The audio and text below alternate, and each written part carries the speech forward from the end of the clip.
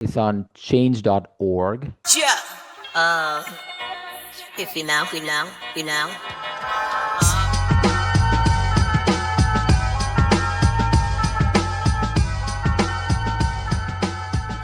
Chit chat can be retained. How about that? Well, when we chat at the beginning, if there's something we want to keep, if I don't start the recording, it does, but I don't like starting the recording like without asking. Just seems rude. That's absolutely, absolutely. How did you see that people of Morocco are getting to experience the RS5 before anybody else? What's up with that? Somebody was driving one around. I think I saw this photos. Oh, they're testing them at in a track. A guy, car blogger, Ryan Spots. He posted it. Literally, the the Avant is chasing the sedan. So Is there's this on four Instagram? cars. Yeah, it's on Instagram. Look it up. RAYAN.spots. And he just posted it. I actually posted it on my story. I reposted it.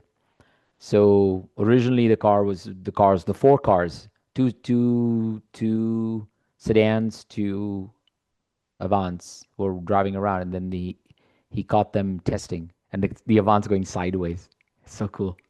I mean, I think I'm trying to remember if I saw somebody make mention that now that it's past end of secrecy, they are probably doing some early drives, or maybe they're practicing. That looks great. Nice oversteer. Yeah, Small tight yeah, course. yeah. Small tight course. So yeah, one gray Avant, green sedan, no, two red Avants, German plates though. Yeah. All right. So, what do you think of the new RS5? I love it. Yeah. I don't know. There's too many people hating on the it's heavier than F-150 and oh blah blah Is blah. it is it heavier than an F-150? It is heavier than F-150. It's Uh-huh. actually there was a guy he did a parody. He says it's heavier than an F-150. It's heavier than a Ford Expedition. Blah blah blah. But it's still, man. I look at it and say more weight on the wheels. It means you can go faster. Yeah, I get it. Like I get how we have to make this transition and batteries are heavy at the moment. It's going to add weight. There's some amazing cars out there that are very heavy. So whatever. But weight is if you're a track person, you're gonna go through tires. Like the RS e-tron GT is an amazing handling car from all I hear. Like the facelift one, which I haven't driven yet, but like the performance with the hydraulic suspension and all very cool, all handles very well, but it's still a heavy car. Listen, the number one thing for me, you know, let me state that. Okay, so I've had the pleasure, the opportunity, and the good fortune to drive the Holy Grail Avants, the really analog Avants from the RS2 to the RS4 build to the RS6. I've been lucky enough to drive the C6 RS6 Plus in Europe, the C7 RS6 in Europe. I get it. I get the thing, right? What I like is about this car is the size, Yes, right? for I sure. love my RS6. Listen, I was driving it. Uh, my wife just said, it's like, wow, we're driving RS6 for 3 days in a row. It's like, what's going on? You must really love this car. Absolutely. We Mhm. love our Tribute, right? But it's big. Yes. I had it at Audi Club Nationals did the Carolinas a couple years ago and Tail the Dragon, right? Mm. And I took my RS6 at the time down to Tail and, I was there to work the event, but like I'm going to go have some fun on the Tail while I'm there. And it is well the thing at the tail. Have you been to the Tail? Hmm. With my Yeah. RS6 Right, right. I forgot. You were down there for in with the RS6 Pennsylvania, guys. remember? Yeah. Right.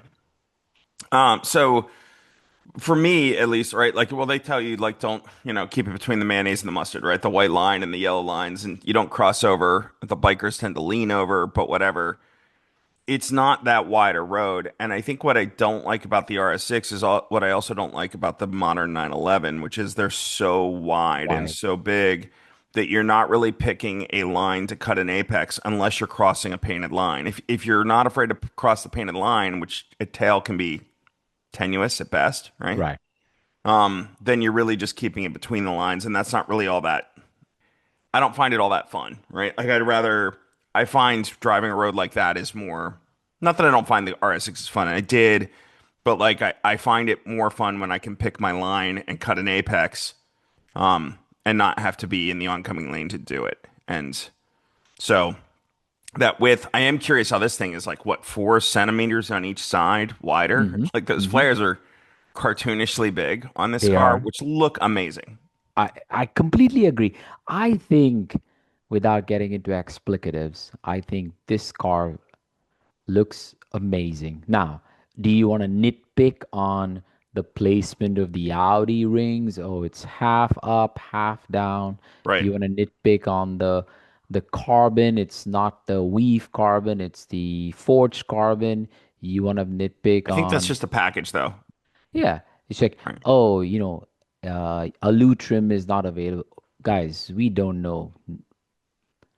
know nothing or nothing on the packaging of the car or what options going to be available, what interior. I saw some leaked images earlier today of an Audi exclusive interior on a blue car, right? It's almost like a fjord green blue car, and it had a Audi exclusive interior of a two-tone, like chalk seats with green, patches. Right. And I'm like, yeah, there's an RS package. Now, does it show it has a loop package? I don't know. But again, we know nothing of the car. As it sits right now, I think it checks some boxes for an enthusiast in terms of size, in terms of Yeah, definitely. agility. The, Hey, the, the other thing is these cars are not, they tend not to be track cars, right? And so for the people who are lamenting that, there are so many other cars you can get. If you want an effective track car, I wouldn't recommend an RS6 or even an RS5. Now, I have to say, the B9.5 RS5 competition that I had with the factory KWs was like legit good. And I'm curious, I have not driven an RS6 GT, have you? yeah. Hmm. Did it make a big difference? I mean, that had the KWs as well. Yeah, but it's a heavy car. Yeah. Yeah, you've got the carbon bits in the front and you've got the KWs, and I mean, great. but Dish, It's, you just said it's a heavy car. This car will weigh what that car weighs. I know, but it's a smaller package. See? Yeah, but it's Weight, it's still heavy. it's still heavy. I Listen, I get that. I appreciate the package.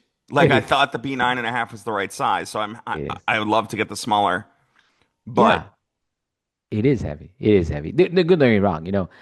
Listen, I drove my 3RS and the RS6 back to back on the track. And I was scared driving my RS6. The thing just like, you feel the weight that car is pulling, and I had to point by everybody, including a Miata, and I'm right, like, this thing's going nowhere. You know what I mean? right, right. On air. But it is heavy. Listen, the elephant in the room is this is a 2.3 ton, right, wagon, Mhm. but I think it looks super cool. I'm so glad they brought the big fender flares. It's Right. aggressive. You can't mistake it for anything else. And that's why I am legitimately excited for this car to hopefully come to the US, right? And Yeah, I mean, before we jump to that, because I do want to jump to that, I definitely think I agree with you that not just my own opinion, which is just mine, right? Everybody's got one, but listening, putting my ear to the ground since the car debuted, whether it's mainstream press or whether it's Audi enthusiasts, I think the look of the car is a home run.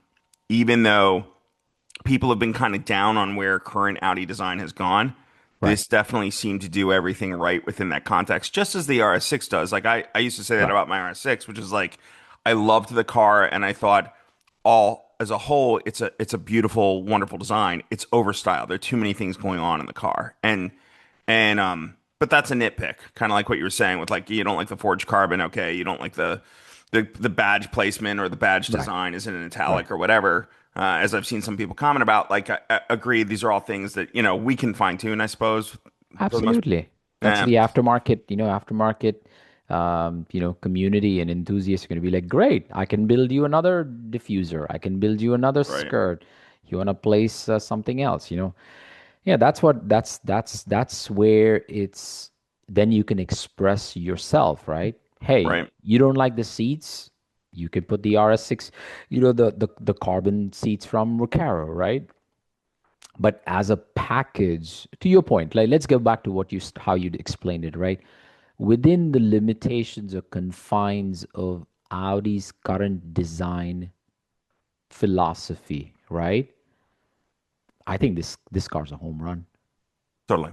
The right? only beef I would give it is I'm curious how the final will look on the RS6 when I look at the two test mules sitting together, like the couple Mm, photo shots. I think Wilco Block, trying to mm, remember who else. A couple people got shots of the two cars right. together. They are strikingly similar in appearance, and They are. so that will be a bit confusing for people.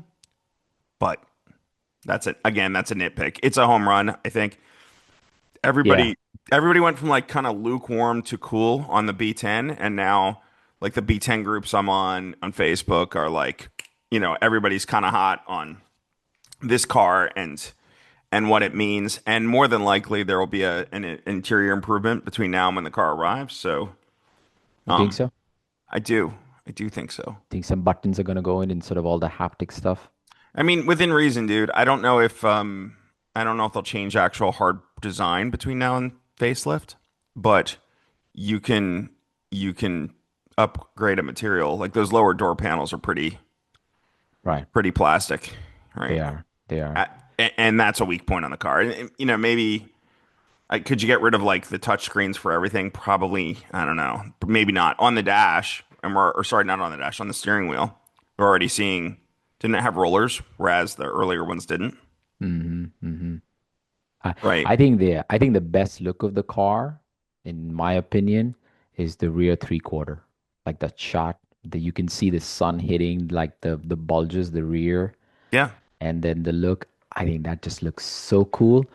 I was watching a design analysis and somebody the other thing people pointed out, which is great detail, which is that, again, 4 centimeters on each side, those flares are very, very substantial. So that Hmm. angle you're talking about is kind of like hitting it right, like um, it's thick and in a wonderful way. But Right. the thing that they did too, which they deserve credit for, is where like if you look at the Mercedes, it's thick in the front, but in the back they didn't Went want to do flat. a separate Right. door Right. stamping.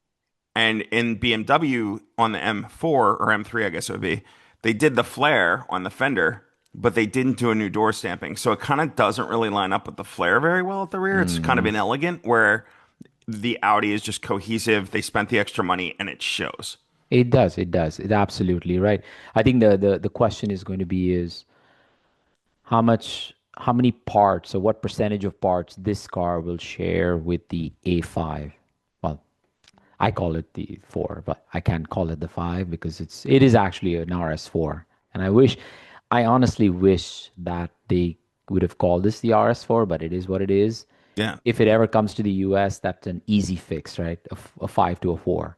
But I think, the you're right, which is they took the extra time, they took, the extra effort, the money to make this car different, right? Yeah. And us as enthusiasts, we should celebrate that, right? Nothing's perfect, right? But we as enthusiasts should be like, wow, a company that has given us all these boring cars for all this while, uh, for no reason I've wanted to, there was no reason for me to go to an Audi dealership because there was no car that interested me. If this car were the dealership, I'd be like, wow, I want to go check it out. And that's how a brand engages enthusiasts, right? Um, like you and I were talking the other day, right?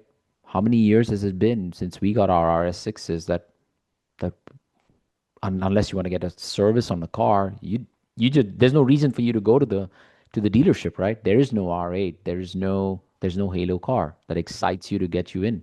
I'm not going in to check out a an e-tron or an electric Audi, you know what I mean?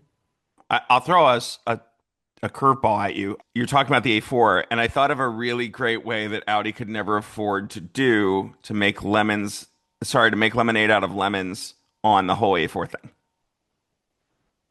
And Mm, that's to, I was looking at, I generated these kind of quasi AI, quasi photoshopped renderings of the car before it mm-hmm, came out, right? mm-hmm, They're mm-hmm, Nagara blue, they've got the rotors, they're on the site.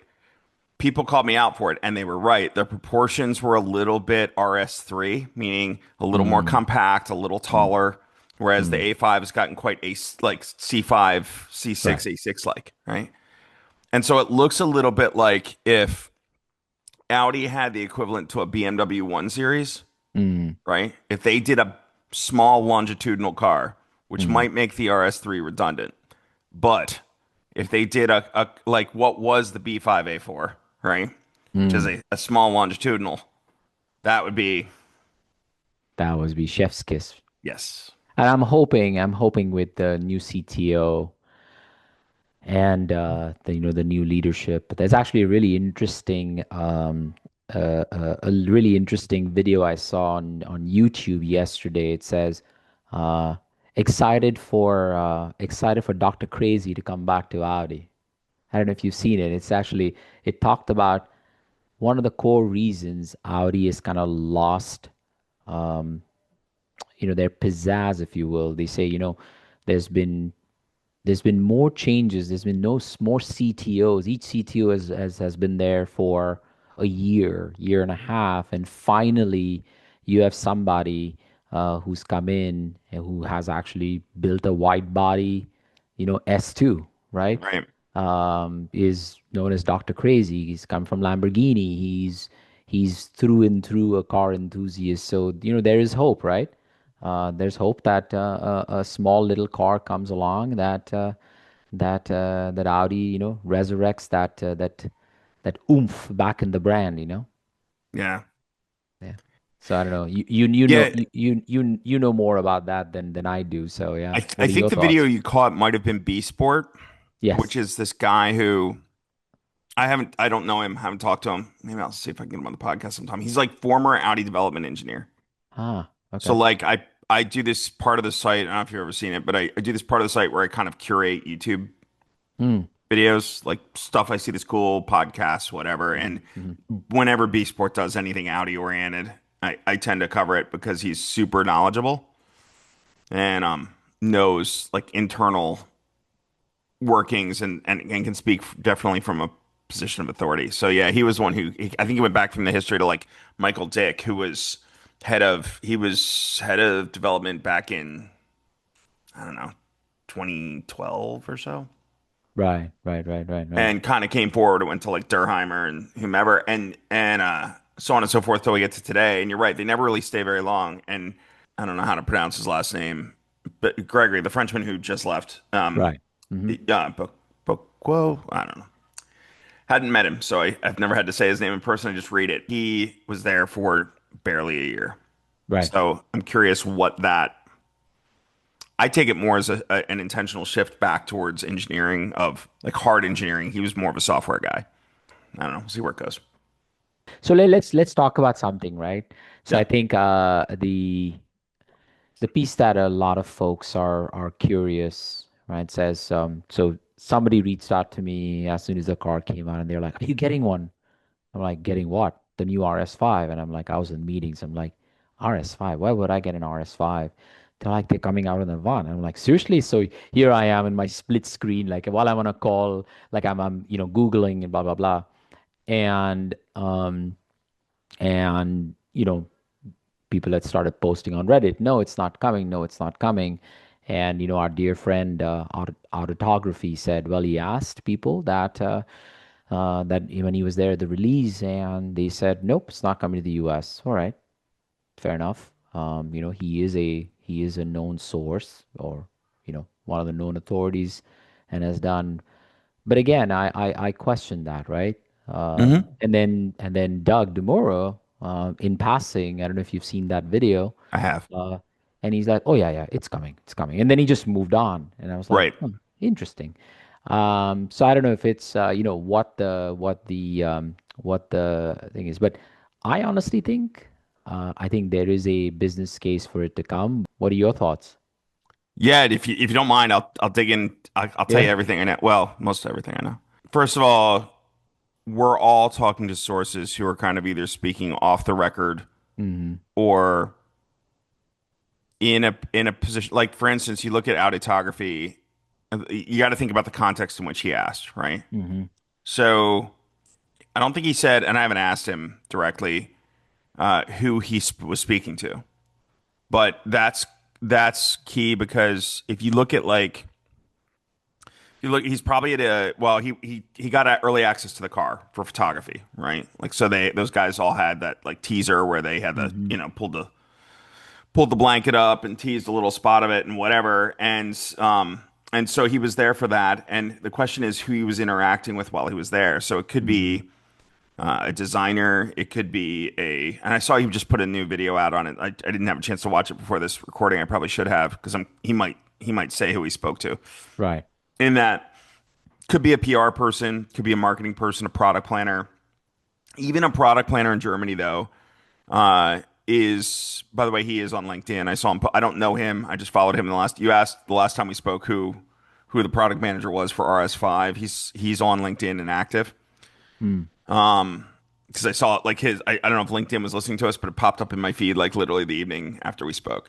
Mm. But anyway, let me just give you an example. Like product manager for RS5 in Europe may or may not. Like one would think he would know everything, Right. but he's not going to be in. My guess is he would not be in. It's possible that he was, but my guess is he's not going to be in the conversation between Audi of America and its handlers in Germany to project what vehicles are coming here, right? Hmm.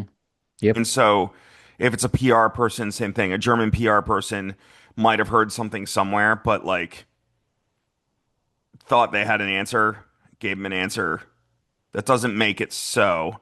Just as my sources telling me don't make it so either, right? Mm. Hmm. It's really just putting your things together of like trying to qualify the sources you're hearing from. DeMuro has a lot of contacts. So it could be that like somebody said something to DeMuro that like, that could be true. Hmm. It could also be that they said, um, that they said they said it and had heard it somewhere. Like you just don't know. So that said, I've heard from both dealer contacts. This is a while back now. This isn't recently since the car's been seen. But I've heard from dealer contacts and some other contacts who would be aware of planning, like Hmm. forecasting what's going to be in this market. Talking to them, it seemed like the plan was sedan only. Mm. Now, that doesn't mean it could change or couldn't change rather, right? It just means like that was the plan. And the tell here for me is A4 all road. Hmm. For us to get any Avant in the United States, we need volume Mm. or it's prohibitively expensive. That's not to say it's impossibly expensive, but it's prohibitively expensive. So, for instance, like RS6 Avant, I put at like 90 to 99% certainty that it's coming to the United States. Hmm. And A6 All Road we've seen it testing, right? Mm. We know it exists. We know we will likely get it. Mm. And America likes the belief in Audi of America is that America likes all roads more than they like Avants, right? Mm. RS people accepted. If you look at the B8 era, where early B8 we had an A4 Avant in the pre-facelift, and then Hmm. B8.5 we get the all road, Right. and pretty much from there on, anything that's not an RS car is an all road. So the fact that we haven't seen the all road B10 testing at Hmm. all, and the car's been out going on 2 years now. Hmm. makes me think that there is no plan for a B10 all-road. Hmm. And if that's the case, that doesn't bode well for rs5 Avant, nor does the fact that we have seen test mules of an RS Q5. So figure same drivetrain in the Q5. Now that the Macan internal combustion is off the market, Porsche doesn't really have any reason to lobby for that car to not exist. So we'll finally get an RSQ5. But so is the question, if you're a product planner at Audi, right? You, Nish, does it make sense to do an A5 sedan, an Right. RSQ5, and an RS5 Avant? So I'm going to answer that question two different ways, right? Yeah, One is the passion side, right? So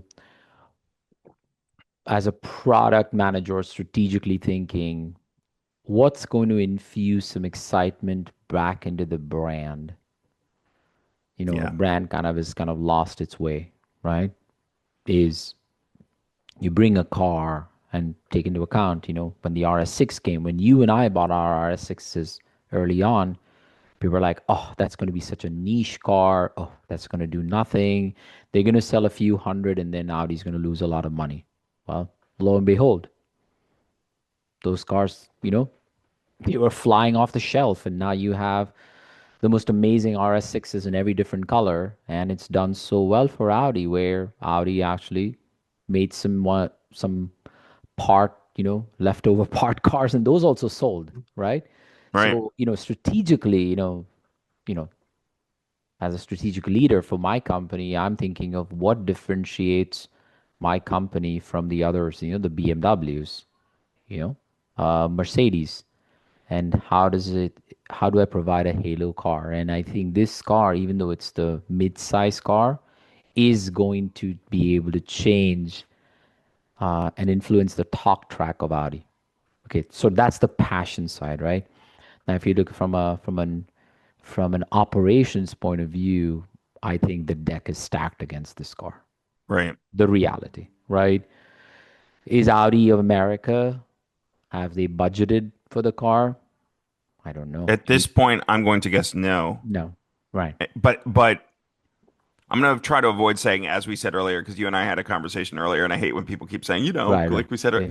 But going back to that, the if that was the original plan to do the sedan, and now what we're seeing in the press is not only an overwhelming home run on design, but everybody is saying, why wouldn't you do the Avant? It would be stupid to not do the Avant. If you could do just one, do the Avant, right?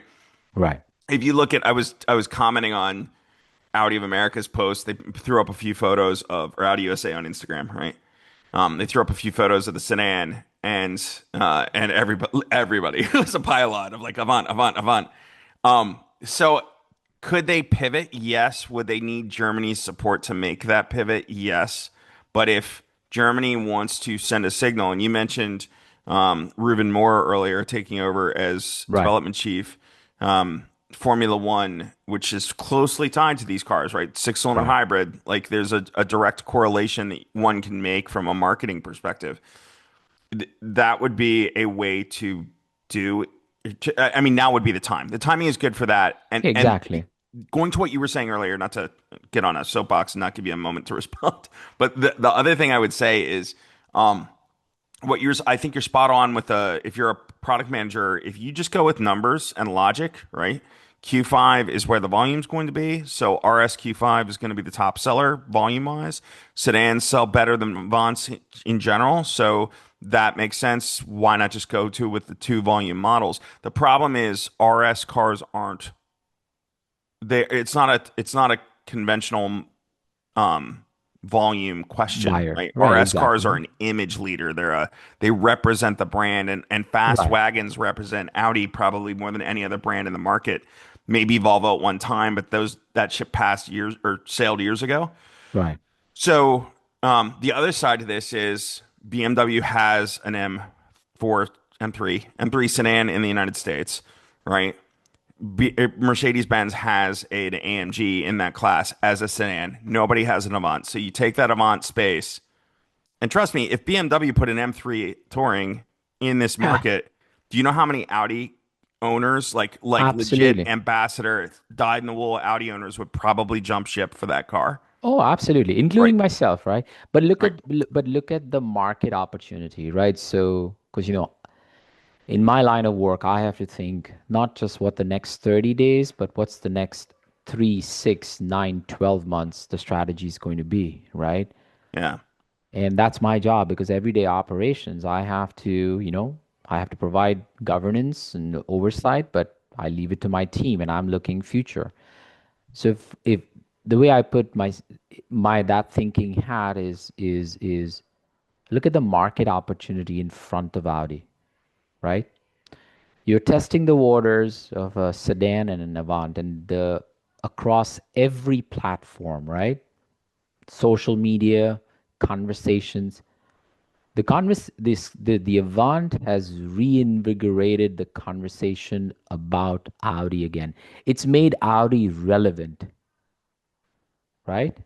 I would argue Num- it's a brick in the wall. Formula One, Roof and More. There are a number of right.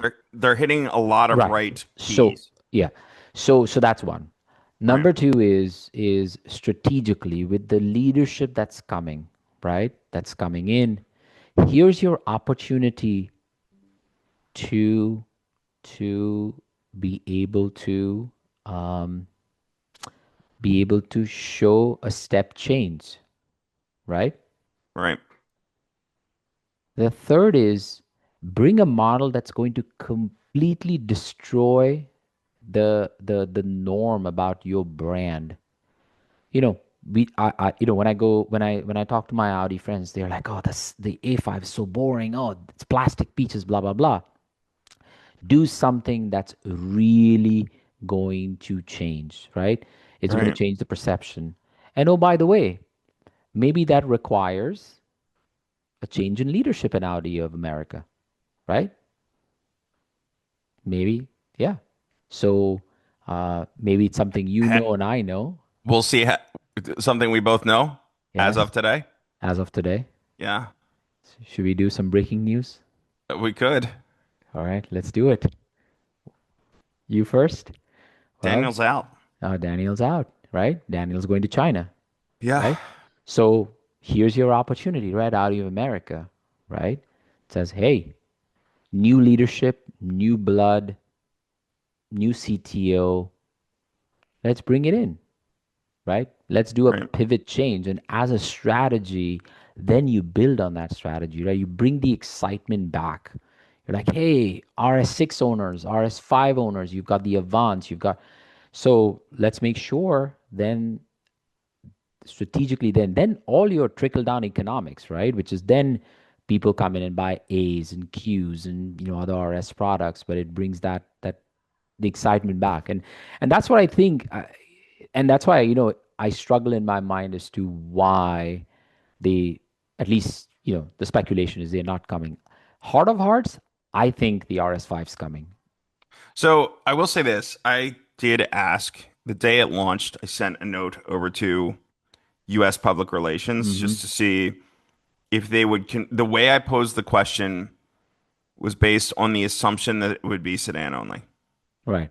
And I said, "Can you confirm to me for this was for like they'd sent out as we know some photos leaked, right? So Right. Hmm. people had embargo materials, there was a press release, there were photos, I had them as well." Right. And so I asked them just, without hitting too many questions, because I know we're very early, could you confirm to me that it's sedan only? Hmm. Or, and what this is the kind of, I won't attribute this to a person um, because I didn't ask him whether I could attribute it to him, but it's a fairly, canned response, but it's telling. The US launch will vary from what's detailed in the global release. Hmm. Since we are still some time away from introducing the car here, meaning North America or the United States specifically, we cannot comment on the specifics of the US markets offering just yet, i.e., Right. body style, performance specs, etc. Right. US specific information will be shared closer to the arrival of the car to our market. So I would think if this is me being very wishful, I would think that if the sedan were locked in and that was the question, because I asked the question the way I asked it. If I ask, is the Avant coming? They're not going to give me an answer. If Mm, I ask, is it sedan only? And that's, basically confirmed at this time, there'd mm-hmm, be no reason not to say yeah, right? mm-hmm. Um, Again, that's conjecture and I'm making assumptions, and I just want to qualify that. Right. But in my experience, there's not much to protect there if the decision is final, which makes me think the decision is not final, It is not. right? Oh, by the way, just FYI, Daniel's going to China, but Vito Palladino is coming in. So, you know, Canada, from Canada, right? right? And we know Canada's got some other cool cars that US has not gotten. Well, okay, so let's before we jump ahead, I Yeah, don't think we spelled it out in here, and so there may be sure, some sure. people along for the ride who are Okay. like, "Who? Sure, What? sure, sure. What's going on?" So news is breaking right now. Yeah. Not sure where you heard on to give up, but Daniel Weisland, who is the CEO of Audi of America, is leaving. I don't know if it's effective immediately or I effective. think effective April 1st is Okay, when. effective April 1st. Probably not a surprise. Audi of America has been in a sales slide for a while. And so making a change there probably is helpful, and especially Right. when you see this sort of shift in staff in Europe with the naming of Ruben Moore. And it's been what, about a year and a half since Massimo Frisella joined, and Gernot Dolner, and so you have this changing of teams and priorities. And so this is could be by extension that, or it could just be Right. getting out the person who was at the helm while sales slid. But regardless, Daniel is going um, to China. China for a Hmm. sales position, and is my understanding as well. And that Vito Palladino, who is from Audi Canada, will be coming down. Notably, last was a nitpick of mine. Last week was the Canadian International Auto Show in Toronto, Hmm. and auto shows have kind of been on the wane. Audi of America doesn't participate in any Hmm. U.S. auto shows. That Audi does via its dealers, but Audi of America doesn't manage the presence, nor does Audi AG. And so Audi as a brand doesn't have any really official presence at a U.S. auto show, whereas Audi Canada did, right? Audi Hmm. Canada had Audi House, which is a tradition for them, and the Toronto Auto Show, while not the biggest one in the world, is still it's probably as relevant as New York or Detroit or LA at this point. So um, that choosing to like step back from auto shows in that capacity to that level was probably a decision that Daniel had some say in. I don't want to blame it all on him, but he's the leader when that happens. And Canada took a different position, and we see other markets like out in Middle East, um, where it's worth calling them out because they do a great job down there of doing some really cool things and Right. focused on trying to maintain the car being more of something more than an appliance and something more than Right. just a Hmm. commodity in people's lives. And so I don't know Vito Palladino. I haven't really looked into him yet. I know who he was, who he is, but I see that as a good thing for this market.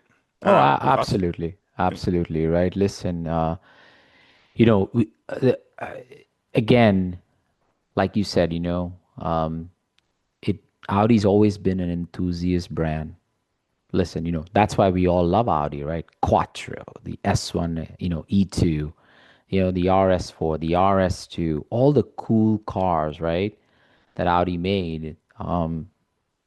We've always wanted these Avants, and now here's your opportunity with change, and with this step change, right? Right. I honestly think, just like Porsche, right? Porsche's also has a new CEO from McLaren. There's a new design head. Things are moving. Things are being shuffled. Completely understand, right? I honestly think Audi needed the same, and I'm glad to see that this is happening. Daniel's a good guy, but at the end of the day, to your point, Audi had become just an alternative to another appliance on four wheels, right? Besides the Yeah, RS6.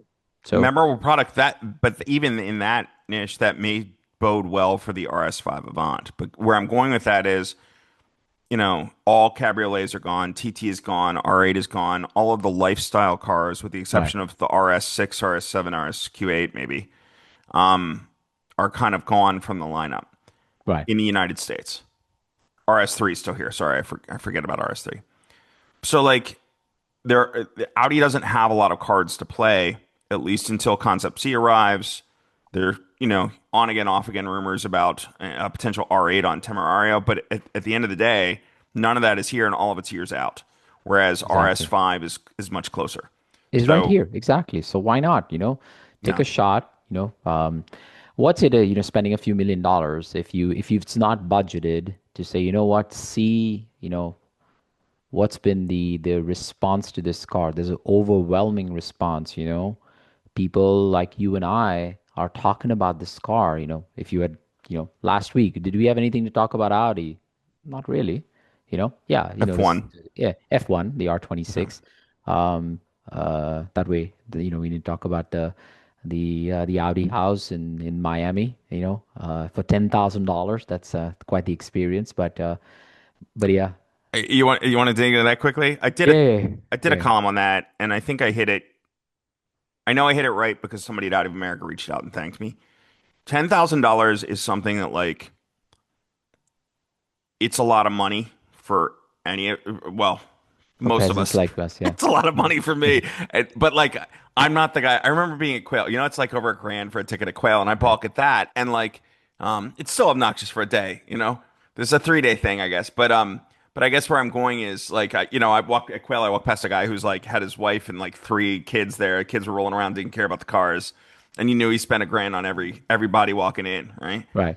Um, or at least I assume he did. So I'm going to the Canadian GP this year. I'm taking my kids. We're going to sit in the stands and get just me, much less four of us, into the Audi uh, for Turn One Club at Miami Grand Prix, which is what Right. we're talking about, is about $10,000. And so that seems obnoxious, and to most of us probably for whom that it's a lot of money. It is obnoxious, but the reality is, I did a little research on this. The going rate for a hospitality pass of that sort at the Miami Grand Prix, that's actually on the affordable end of Yep. equivalent Hmm. hospitalities at Miami. So Right.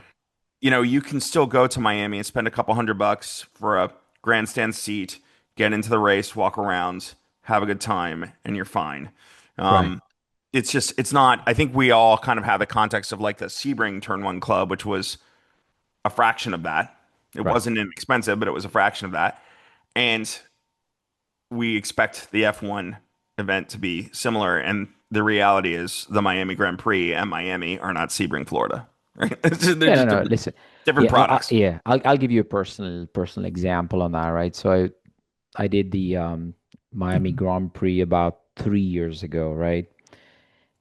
And we had normal tickets, but then just through friends, we were able to experience the hospitalities, right? So we went for Saturday and Sunday, so practice, qualifying, and then the actual race, right?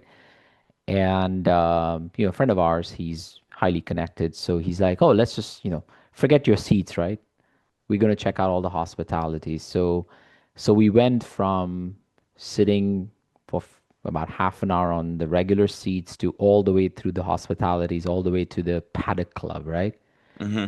And so we experience, and I can tell you is that it's a completely different world, different Right. experience to, the kind of people to, US people are spending $25,000 a day on paddock club. And then we got to Right. experience the actual walking in the paddock and, meeting the drivers to, hey, you're just seeing a fast car pass you by, Right. like, and then all you're seeing is the race on the screen, right?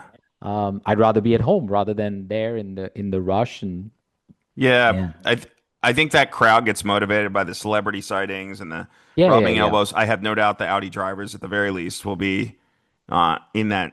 Well, they have not told me that, but I assume yeah. that tends to be how it works. I guess Nish, I'm kind of like maybe I'm a little like I'm probably a little cynical in this. I get where there's a market. I stand in. I remember last time I was in Amelia. I'm watching the cars roll out at the end of the day. The Amelia Island Concours, right? Hmm.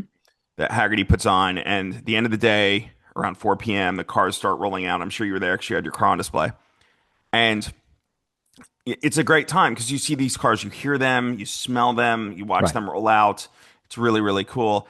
And as I'm standing there, kind of waiting for, I was fanning around the Michel Mouton S1 that was parked Hmm. there by the lake, and waiting for them to fire that one up. And while I was doing that, I'm watching all these G5s fly out, right? Hmm. And if you're those folks on the G5s buying a $10,000 Paddock Club Nothing. ticket, Nothing at all. So, right? you mentioned, right, us participating in Amelia. So my wife Tara and I, we were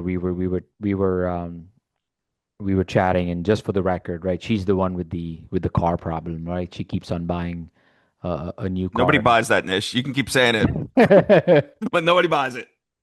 uh, uh, it's a true story, right? So the first year we participated with Amelia with our RS4 build, right? Yeah. Wagon, the only Audi there, and I guess the judges recognized kind of the how cool that car was, and we won, to our surprise, Cars and Coffee best of show, and we're like, what? Okay, great, right?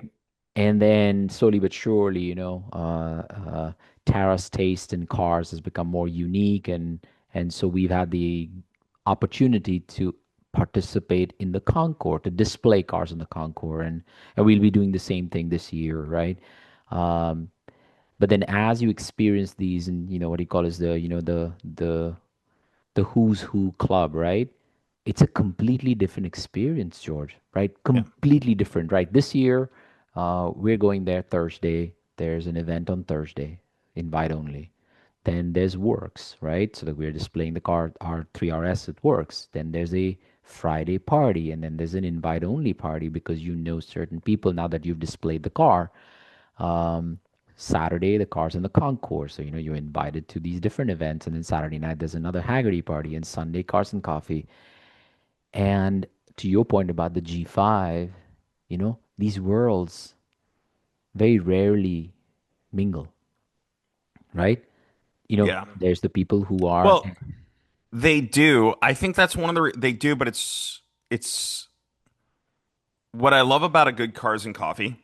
Not all Cars and Coffees, because I don't care about kids right, going right, right, sideways in Z cars or Mustangs. Honestly, get them out of here, right? But like but a good Cars and Coffee that's the nerds, where like right. you're as likely to see like an imported Spanish market 16 valve Mark III GTI or an F40, which these are both real examples I get from like Right. Katie's down in Great Falls, Virginia. And that's the great leveler, right? Especially Katie's is great because they don't even block off parking for like the big dogs. It's when you show up, you get the spot, Exactly. right? And that is this kind of great leveler that like what the elitism going on at Katie's is knowledge and nerdiness and appreciation. Absolutely. Absolutely. It's not how big your checkbook is. And I think that's one of the things that like I love Monterey. I love the Amelia. What these events do for this community is fantastic. But that is kind of a nauseating for me at times. It Like when I is. start to It bump up is. against the people who I don't care what your income is. If you're rolling in like a multi-million dollar car, awesome, right? Good It's the for you. people who like don't really, it's the people who are flying out on the G5s not to watch the cars drive out. There's a guy watching, I'm sure somewhere, I didn't talk to him, but I'm sure there are men or women who are going to be going out on their G5 too, but they're hanging out to watch the cars run because Oh, they're nerds absolutely. and they care.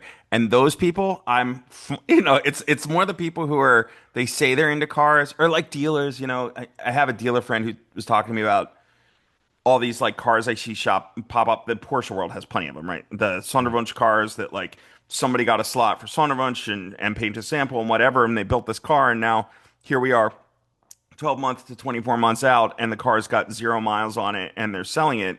It's not because they cared about the car.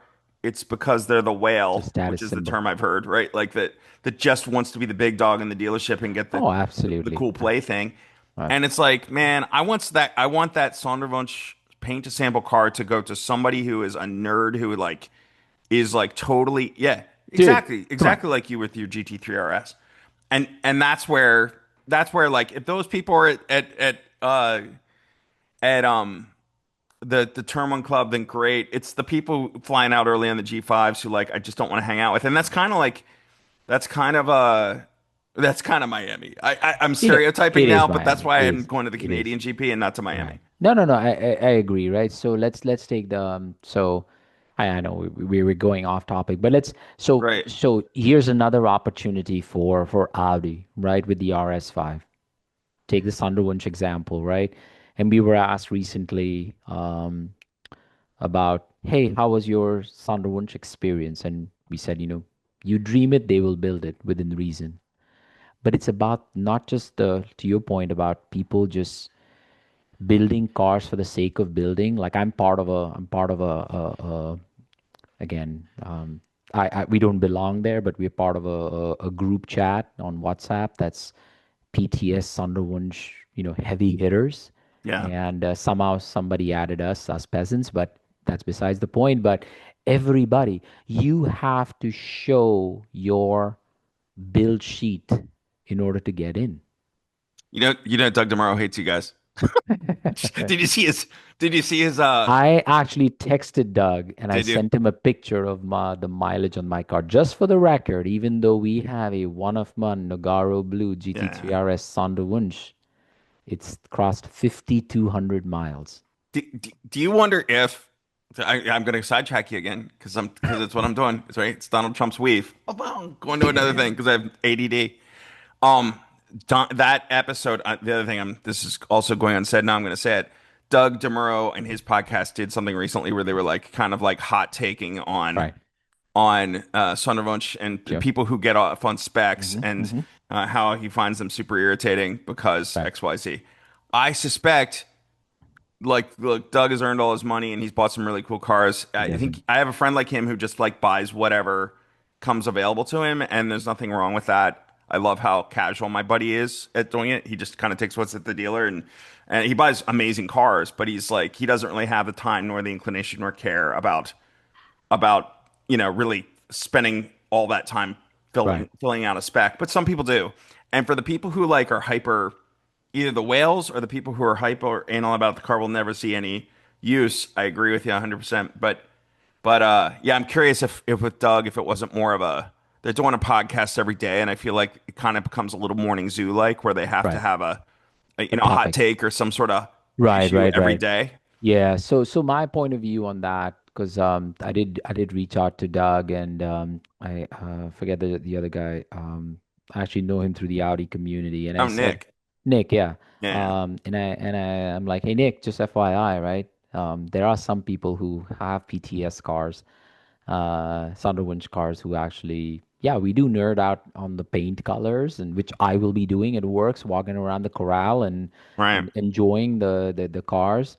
Uh, but we do enjoy our cars and we drive our cars. And yes, I totally understand people who see this as just parking cash and thinking, it's going to, it's going to elevate their relationship with Porsche in terms of being seen as a whale, or see it as an appreciating asset, right? Just putting money and getting 10% return, which Yeah. unfortunately has had its I would say um, it's really impacted the overall Porsche community in general. But I think what's Nick was like, hey Nish, we were not talking about you, right? I said, oh, listen, that's totally cool, right? I know the general public of PTS, and it's a shame, we were talking about that yellow 2RS, right, for $934,000 and with low miles. People are doing that. I honestly think Audi I have a has an. theory. I Uh, have a theory on that car. sure, sure. So for the people listening in, there's a car at Ferrari Fort Lauderdale, I That's believe. fine. Hmm. That is a 991.2 2018-ish Hmm. 911 GT2 RS. I just featured it on Tailored Driver earlier this week. BMW Phoenix Yellow. Yellow. So like I think that's an E46 era color. It's a E46 or E36 Phoenix Yellow. Must be, I yeah. don't think it's Yeah, yeah, E36. I think I saw it on like Z3Ms. Doesn't really yeah, matter. yeah, yeah. Uh-huh. But it's a BMW color.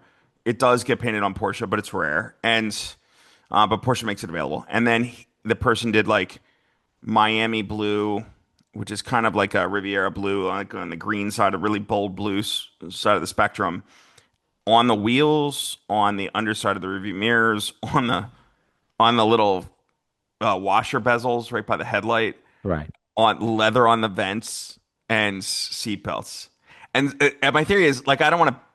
This might have been somebody's dream car, so I don't want to be mean to it. It's definitely polarizing. No, I don't think so. I have a theory on the car. All right, what's your theory? My theory on the car is that somebody, either a whale who, two whales sitting around with monocles and smoking cigars, or a dealer salesperson who was either trying to win or lose a bet, made this car that could be the most ridiculous spec, but like within reason. It's not like pink with, you know what I mean?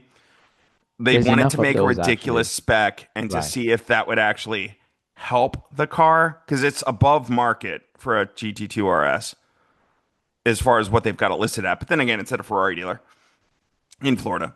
But like I have a theory that it was done ironically and that it wasn't done like either as a bet or like a goof. Like I Yeah.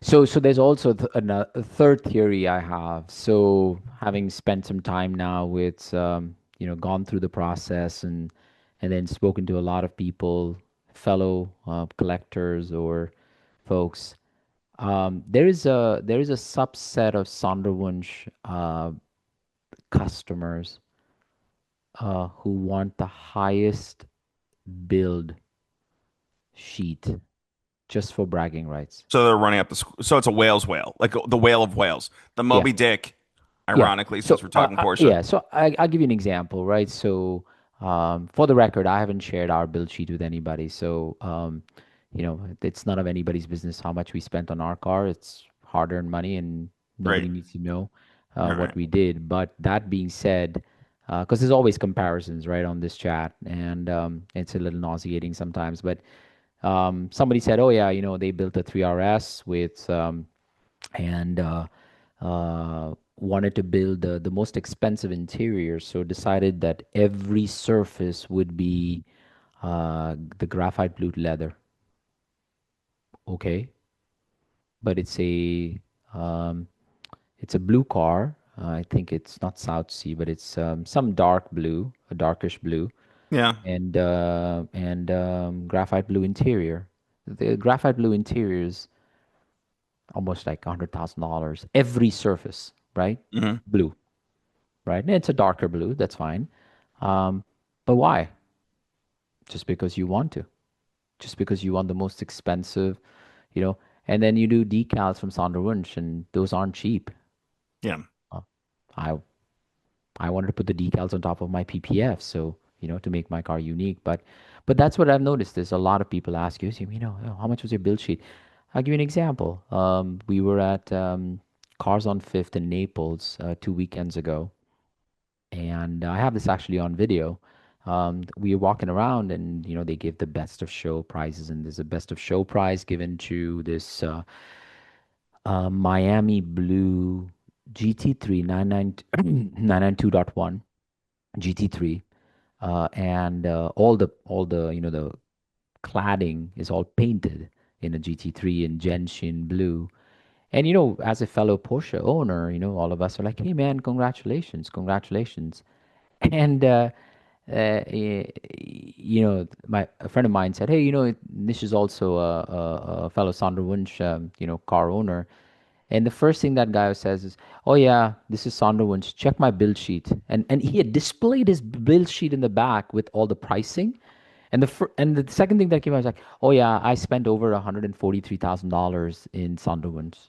It almost seems like I don't know if you're as old as I am, Nish, but like I'm sure this is probably a universal thing. Video games first popped when I was in like middle school. Uh, Pac-Man at the Pete's uh-huh. place, right? And like everybody wanted to roll up that high score. And like I feel like for some people, the whales in the paint to sample and tailored car world are the ones who it's just rolling up the high score. It's just a flex to show. It is a flex. No, it is absolutely a flex, right? So, coming back to the RS5, I think here's another opportunity for Audi to take a page out of Sonderwunsch and say, what can we do with Audi exclusive? Well, what would be cool when you first started talking about this?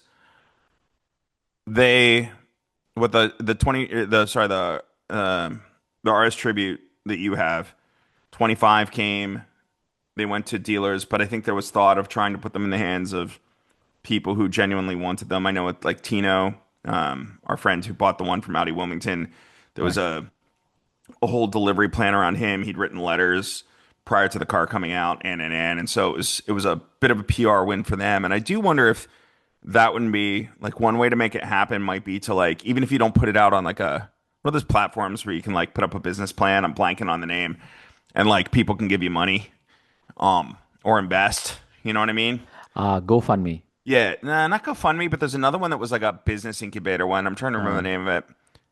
Might have been oh GoFundMe. yeah, yeah, yeah. No, no, no. It's not GoFundMe. It's the other one that the business incubator that there's a watch company that did it and now they're very successful. Right. Right, right, right. Uh-huh. And so like I do wonder if they didn't put like utilize a platform like that to like take orders for like initial hand raisers and maybe give a early warning to Mm-hmm. RS6 owners, right? People who've Right. bought RS6s in this first generation that can't the C8 RS6, which is the only gen we've ever gotten the Avant, to let us dial in. And what would be cool would be if you, I mean, again, because you could do a stage level of investment, you could do a prepackaged. I'm just spitballing. I'm not saying anything with any knowledge of what Audi product planning goes through in this regard. But could you do like, all right, so I heard some theories that this car, because of where the competition is, will probably be around 85 to 90. Right. So not as expensive as Germany. So could you do like the buy-in would be at like 85, or the buy-in might be at like 100 and I don't know, pick a number, right? Mm-hmm. 135, 150, but you get this, every option plus Audi exclusive plus Audi exclusive interior, or do multiple stages, right? I want to do an Right. Audi exclusive. I want to do Audi exclusive interior. I want to do something Right. that's special. So they could like allow pre-orders and allow people to have that flex, bragging rights, sharing, giving them. Man, I just did a feature on forums, if you know, you know, today of like the one I told you I was going to run, which was all the Mm-hmm. Nagaro cars that are on the market Right. right now. Right. Right. Right. Right. And I did notice something different where like finally, I think it was Audi of it wasn't Greenville, it was the other dealership, You but mean they the have RS6 performance? the RS6 Performance. They've done one with a beige interior, cognac. Yeah, I don't know why I hate when people do cognac with Nagaro. Do you know which dealer that's at? That's in Alabama, It's at Audi Birmingham. Birmingham. Yeah. Hmm. So what's cool about the listing, that one of the salespeople posted it on Audi Club's classifieds page and on our Audi exclusive face like for sale group that exists on Facebook as well. So reach out to him if you're finding the car on either one of those platforms. Reach out to him. The salespeople who push that through are super helpful to those of us looking for weirdo cars like that. But then beyond that, I went to their website to see if they had better photography, Hmm. and they had like the internal Audi exclusive rendering of the car. They So did. They did. correct Yeah. color exterior, correct interior, correct Yep. wheels, Yep. which usually you'd never see on a dealer's site. So like that kind of some sort of special treatment where you can render the car and people get that stuff early. And I'd have to imagine you could probably figure out a process that could be like an economies of scale process for a certain higher level of take rate for Right. this launch year of RS5 Avant. But just think about it, right? So, the original B5 RS4 that we all love and we never got, right? It's Right, kind of the unicorn, right? 2000, 2001, right? right. It is 25 years to the original B5 RS4. So just like us, Audi Avant nerds, that we got our hands on the Tribute and they made 25 of them. Come on, Audi of America. You can get 25. Like I would Yeah, I would put my hand up if you say, listen, put a deposit on a tribute to the B5 RS4. Hopefully it's a Nogaro blue.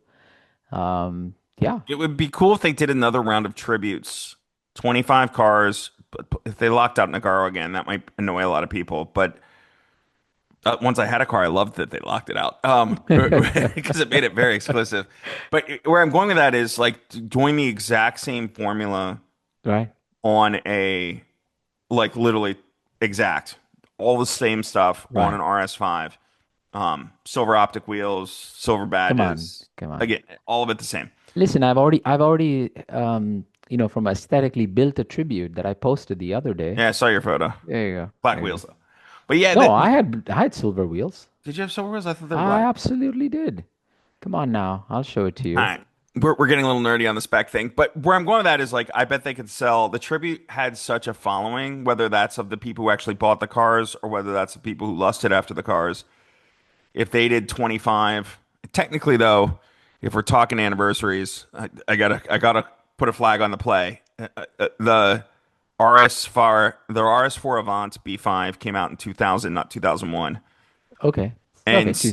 And probably we won't have RS5 in market in 2026. Uh, Maybe, but I suspect it's 2027 arrival. but look at this. Come on now. There you go. Can't you see? Look at that. That is pretty. You Look put at your that. BBSs on it too. You got to put Uh, Avis on, dude. no. I'm a BBS guy, so look at that. Yeah, it looks great. It looks awesome. Look at that. Look at the side profile. Come on now. You just do what you did. I don't know why you're going back to the BBS. You should be throwing whatever the new No, I like that. the new at wheel at Yeah, Porsche with some that's center nice. locks on that thing. No, yeah, the Porsche. Yeah, there you go. Look at that. Yeah. Come on now. It looks cool. I like it. I agree. I do. If they make an RS5 Avant, I may very well buy one. There you go. There you go. Because Uh, that takes us back to the other side of it. The car started to say this earlier. The car is not a track car just because of the weight. You're going to go through tires and brakes, right, right. like all the people who try and track Taycans and whatever. Um, I guess if you can afford it, who cares? It's fun. But for me, using the cars at daily, being able to like I don't have much of a commute, so you've got 50 kilometers instead of about 30 some miles 30 miles. of all electric range.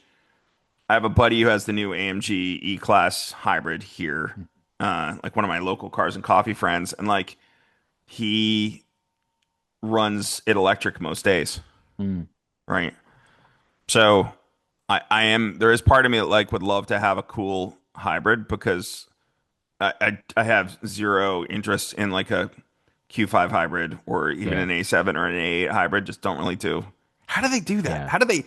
That is something I'm genuinely curious about. Is how whomever was forecasting for the United States was like, we got budget for three hybrids.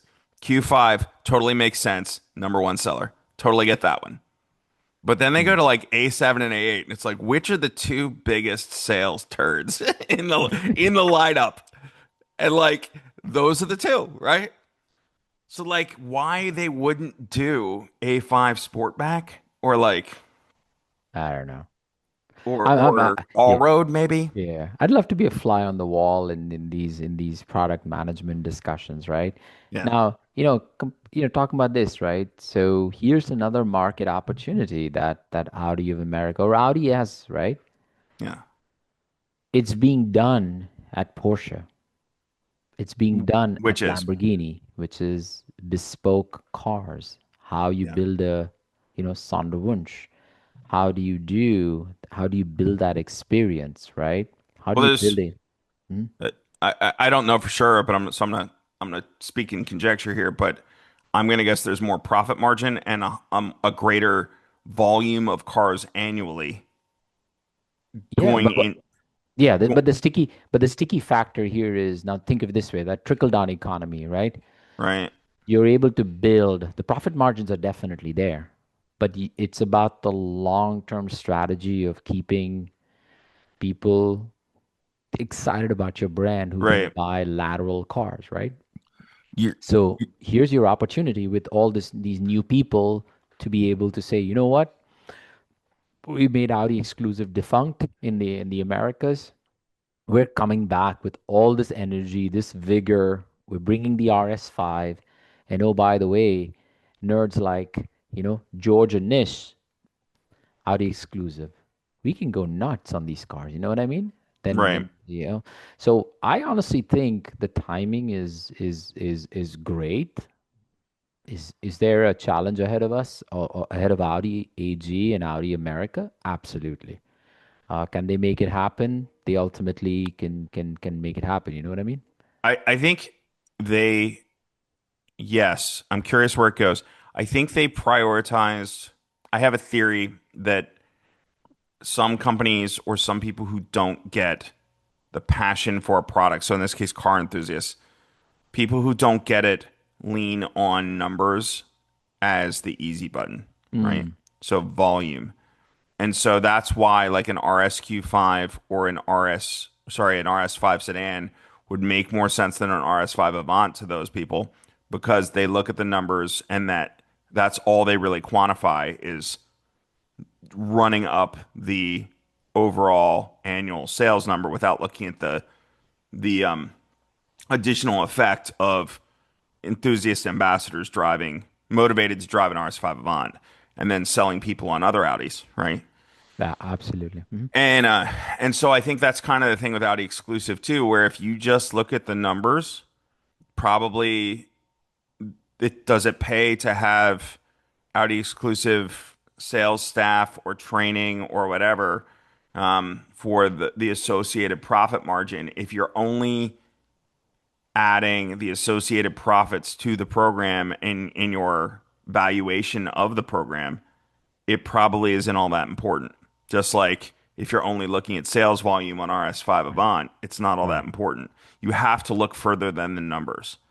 And Audi of America, sorry, Audi, I love you, but Audi of America the last couple years has been a numbers game, right? They are looking Right. at numbers. And unfortunately, the numbers aren't working for them, right? Like the profits are down, the sales numbers are down.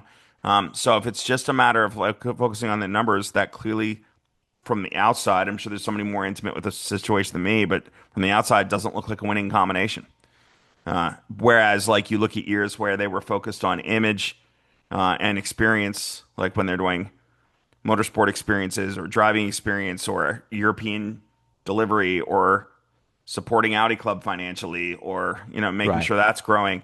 Like when you build the customer experience so that it's enjoyable and engaging, you Absolutely. get ambassadors at a scale, right? Not just this Yep. this influencer or that celebrity who you gave a free car to and they give a crap for 5 minutes, but like people who live and die by the brand and people like that are going to help you move cars and you can't put them in a spreadsheet as easily as a volume number or a profit line item, a line item like Audi exclusive associated with a profit number.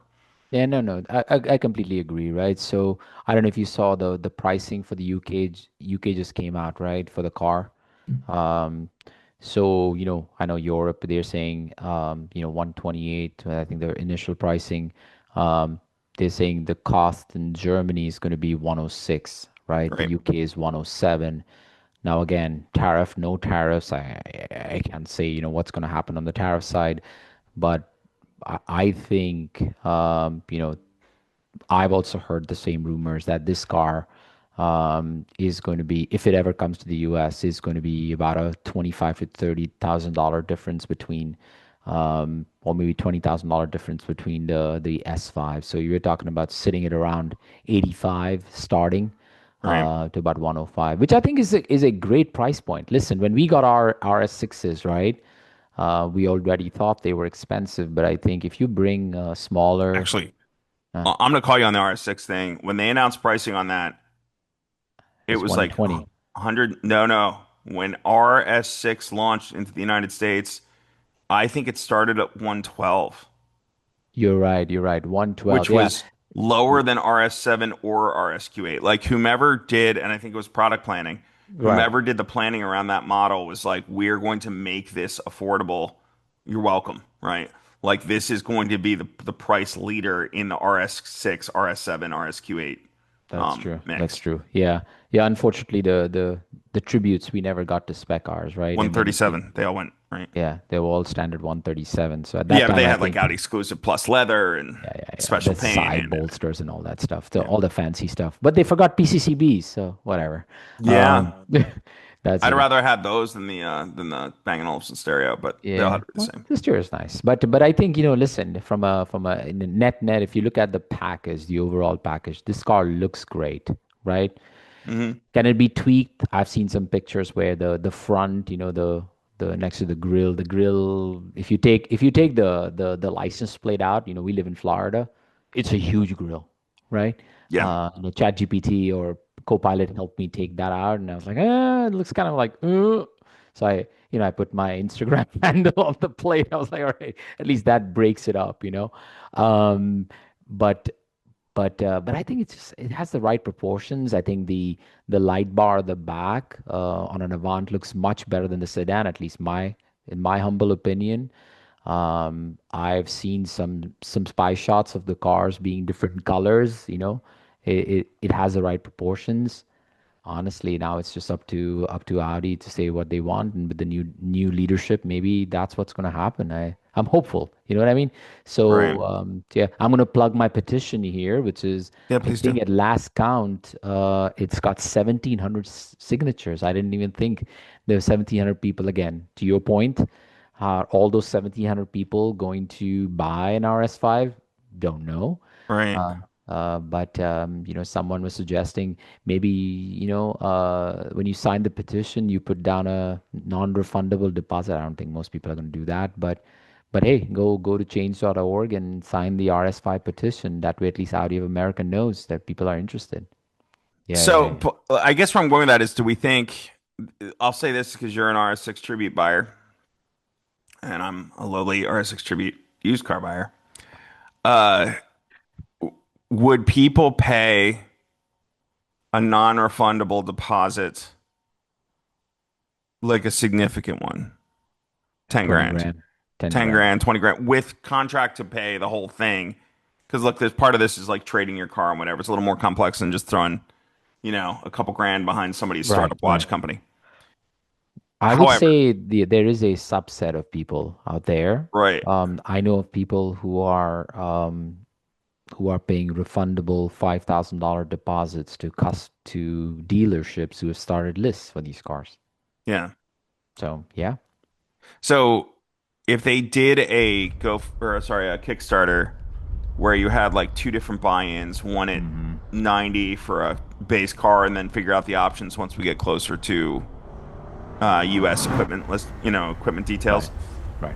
and another one at like 130 for a loaded Audi exclusive, and that comes with whatever the canned Audi exclusive experience is for this car, right? Right. And you have so many slots of that. And if they were able to like lock in the first year of production with all pre-orders, so the only Right. people getting them are the people who hand raise, Yep. that would It's be like pretty the awesome. it's like the Tesla, right? Right. That was $500 or $1,000, or that recent startup that took what, $500 from people for that road going race car. It's actually a Right. reverse trike that you then kludgy on a fourth wheel. Yeah. Uh, the easy answer to the question is there is a market segment out there that is serious about buying this car. There is a market need out there that there's a demand for a mid-size wagon.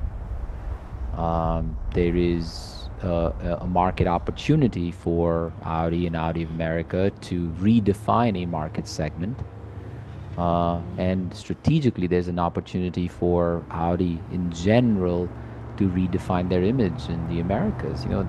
It all adds up. Now, it's going to be, is to your point, is there somebody within Audi who sees, wow, who actually sees those intangibles, and says, let's make a call, let's make a bet on the U.S. consumer, Right. and be able to bring a product, and if that requires individuals like you and I to go in and say, here's, put the money where the mouth is, happy to.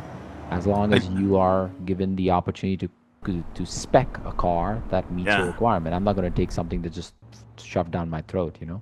I do wonder. I have to imagine there are more people like me in this. Where I'm going with that is, if I knew the RS5 Avant were coming, I would do what I do typically, which is I will wait. I don't need to be the first person. I will wait for a cool spec car to show up with low mileage and used early on and Hmm. poach it, like which is what how I got my RS6 tribute. Right, right, right, And somebody let somebody else take the off the lot depreciation hit. right. So that's what I will normally do. However, if I, as somebody who genuinely cares about the brand and loves those cars, knew that like my putting my money where my mouth was to like lock down a unit in order to help them hit the number to get it here to market, Right. especially if there was some way to like, I don't know, celebrate those people in some way, right? Like publicly celebrate that like these are the people who are stepping up to make this car happen Right. for this market. I would probably buy new in Yep. that case. Yep. But that's the hard part is like we're talking about so many factors of coloring outside the lines when it comes to the normal standard practices Too for many variables. it requires a bold sort of commitment to wanting to try and change things up and shake things up. Absolutely. Absolutely. So with new leadership, dude, it's poised, right? Like, It is, it is. But to your point, listen, and to make it equitable for everybody, the enthusiasts as well as the corporation, right? If everybody comes together and says, like you say, let's celebrate the revitalization of the RS brand in the Americas, right? Because we always get like seconds, right? Even the RS6, we never got the C7. Um, we're going to go double down and to your point, let's celebrate us coming together. Um, let's make sure we take care of the enthusiasts and let's find a way. It's an equitable thing, all of us, most of us are going to step up and say, "Yep, you know what? yeah, I'll put my money where my mouth is and let's go, right? And let's open up the AE catalog, the Audi exclusive catalog, and let's build unique cars. I think just imagine, right? Fast forward a year from now, and you have all these unique RS5s driving around. Like you hardly see any RS6s, let alone a tribute, right? right.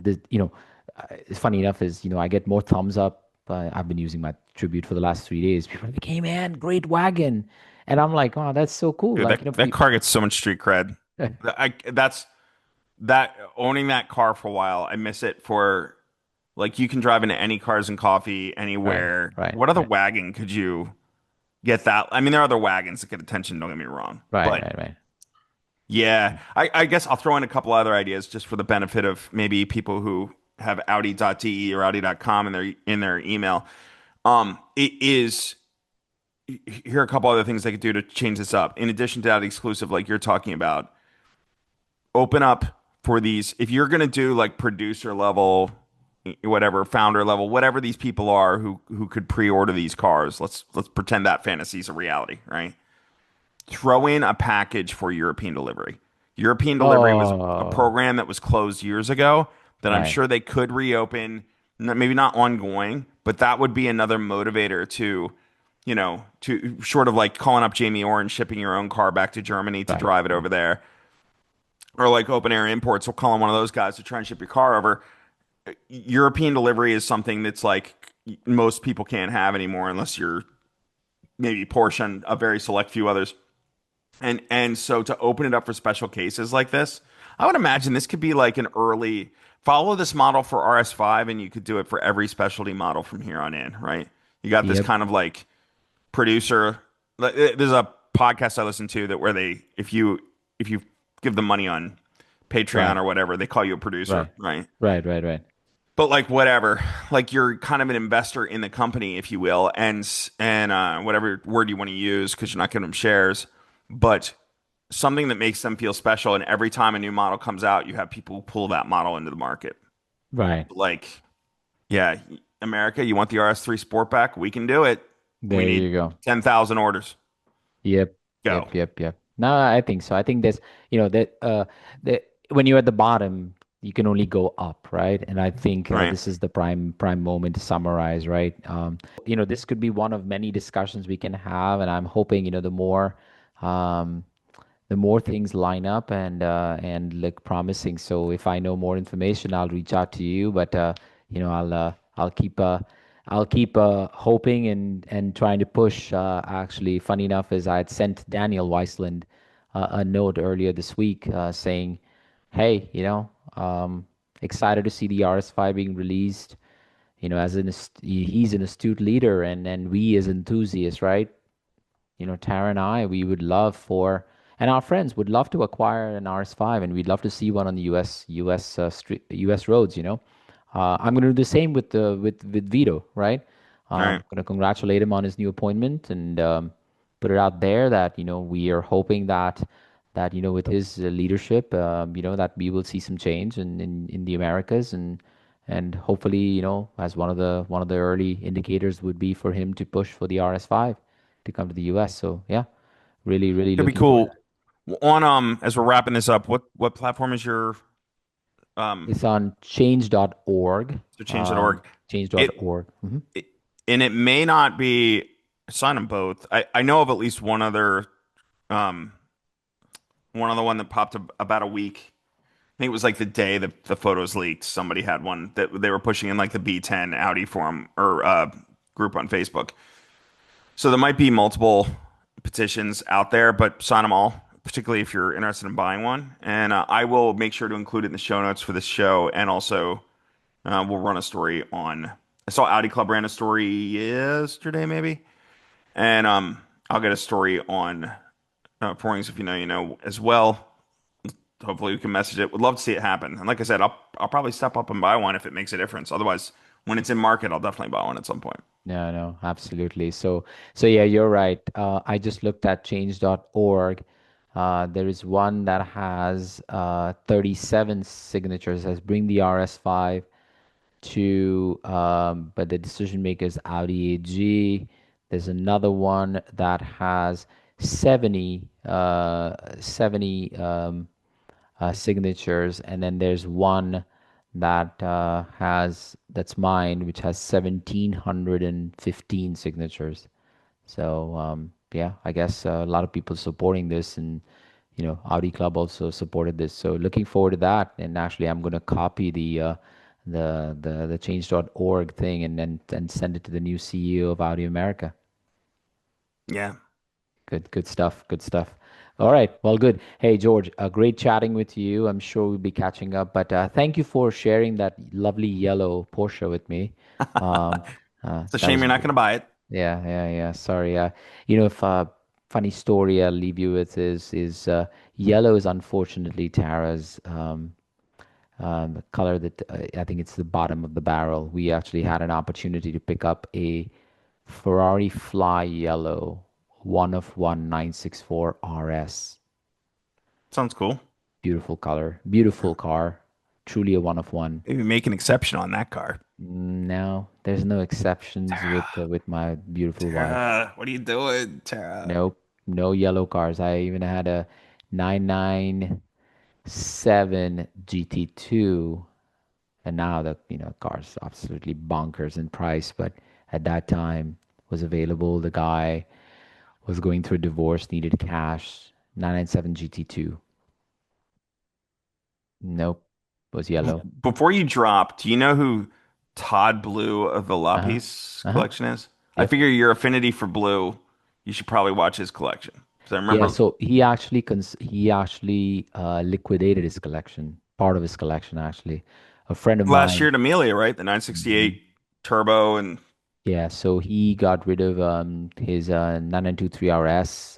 He was the first one that I know of that got tinted carbon from Sonderwunsch. So a friend of mine here locally in Tampa, he's got a Copa Florio, which is a historic blue, the light blue color, right. GT3 RS with Copa Florio wheels and with blue tinted carbon Weissach.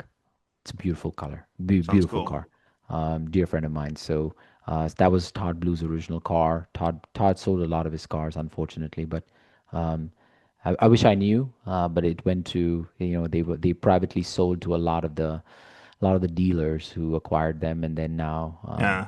are either consigned them or sold them to people who were in the know. Yeah. It's not blue, but there's a silver 968 turbo going up at, I think Broad Arrow has it for this year at Amelia. They do have quite a few Porsches actually headlining. So anybody looking at that 997.23 RS, the white one, I would a PSA for everyone that's looking for that car. Just Google that VIN. Okay. Yeah. I'll Just check Google that. that VIN or check that car out. Just search for it on Rent you'll know. It's actually going without reserve. Yeah. Uh 450 to 550 for a 997.23 RS. Yeah. See Good Broad enough. Arrow is taking the quail spot, They making are moves. making moves. Why? Probably Because, probably not making friends in their competition, but they're well, making moves. but have you seen, I'll leave you with one observation. So have you seen DuPont acquiring a lot of the events? A lot of DuPont registry. events. DuPont registry. Yep. DuPont They're registry. Yeah, I know they've been, and they launched a new platform, didn't they? Yeah, but they just bought Spot. That's right. They executed that acquisition. They bought cars on Fifth and Naples. Yeah, so they're moving brick and mortar as well as online. So head to head, I think it's going to be RM, um, Haggerty, and DuPont going duking it out. I think the last independent show that's of a certain caliber is the Bridge, Hmm. right? What about Uh, Audrain? Is that owned by Uh, Audrey's not owned by anybody, but Audrain's the museum? yeah, Audrey's a museum, but they do have a car event. But I think, with Amelia gone, well, you have Car Week, you have Monterey. That's not, Right. that's independent. The Bridge is the other one. It Bridgehampton. If you don't know, Yeah. it's the event. Actually, we'll be participating. We'll be displaying the 3RS this year at the Bridge. Oh, are you? Been invited, yeah. So we're gonna enjoy going back to the Long Island roots for Tara. Yeah, yeah. Yeah, I you should think come. yeah, maybe I will. Get me a ticket or let me know Hey, how to get in. I will have absolutely. You can be my guest. There you go. All right, sounds good. Tara might be jealous. Well, she's coming too. So yeah, Okay. yeah. L- Yeah. All right, Let me know. It's not a it's long drive for me, so maybe I'll come out. I all right. keep thinking I need to get there, but I haven't yet. Yeah, it's a great event. Once I know more details, I'll let you know. Cool. Cool, man. All right. Good All chatting right. with you. All Take right. care. Thanks for your Here's to time. the RS5. Come to the US, please. Fingers crossed. I'm in Cheers. with you if they do. All right. Cheers. Bye See you. bye.